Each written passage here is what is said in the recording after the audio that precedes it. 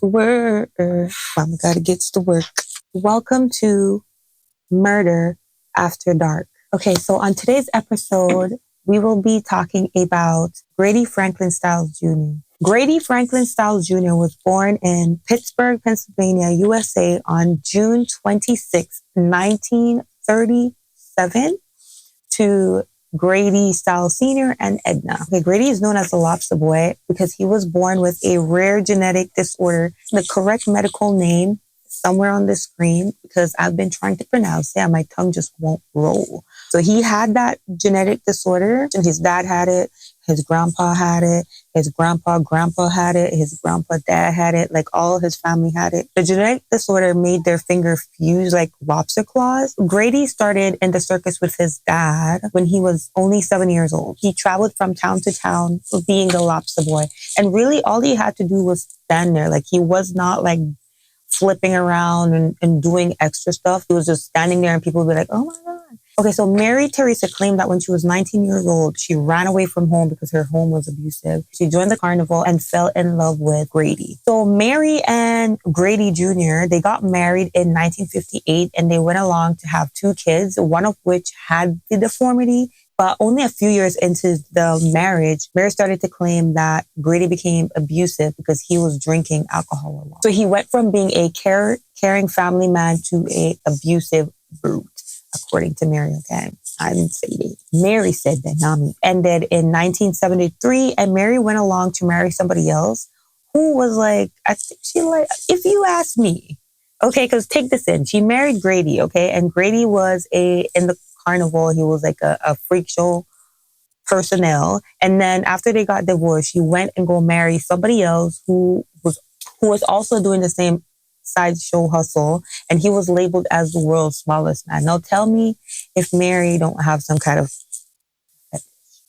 Or maybe she doesn't. Maybe she just loves who she loves and that's just who she fell in love with. But so after he divorced Mary, he went back to his hometown in Pittsburgh, and that's when he met and married Barbara, and they went along and had a son. Then in 1978, his eldest daughter, Donna, who had the deformity, she ran away from home at 17.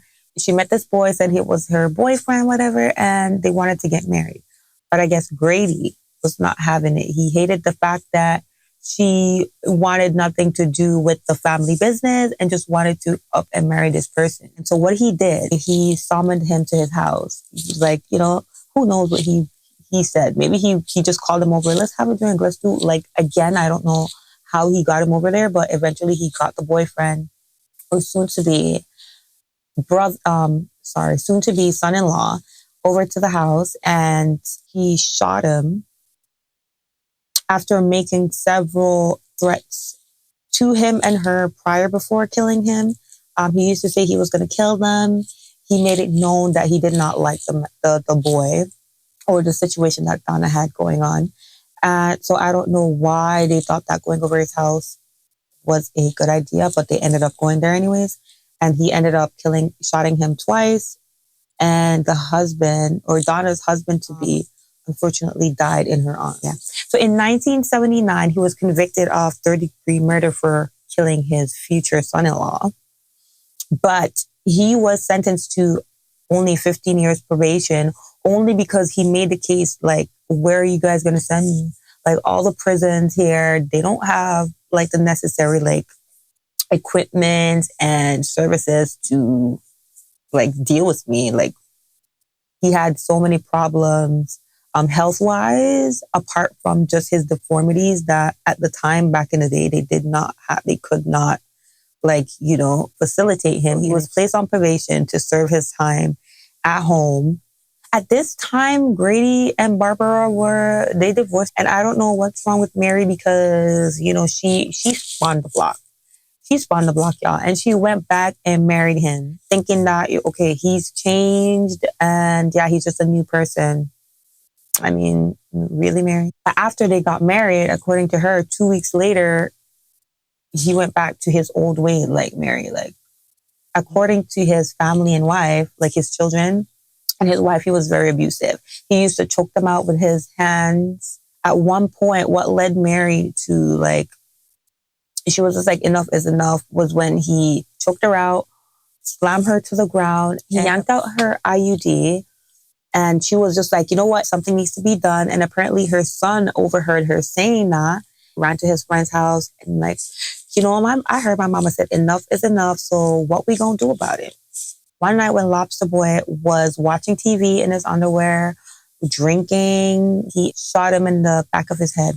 I believe Lobster Boy was 55 years old. So he was old, but it wasn't like old, right? Okay, so at the time, Mary was 56 and she got sentenced to 12 years, I believe, for manslaughter. And the son was sentenced to life in prison without the possibility of parole for after like 25 years.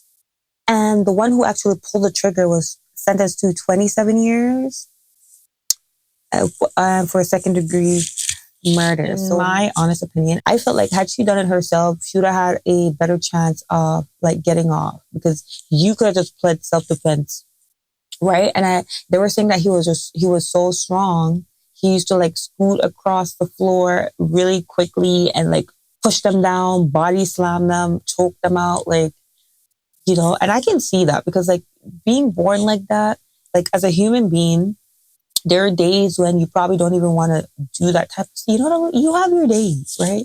You have your days, and to be seeing people pointing and laughing all the time, I can see why he turned to alcohol and possibly drugs, you know, just to like internalize it, I guess. I can see why he was angry, but I believe he took it out on the wrong people because, I mean, come on. Your wife and your children, you know, your home.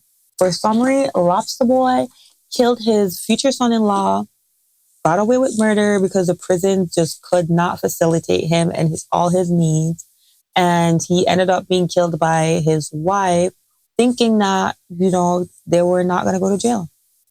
And what did they do? They went to jail. So yeah, that's the story of Lobster Boy. Please like, share, subscribe, comment, and see you on the next video.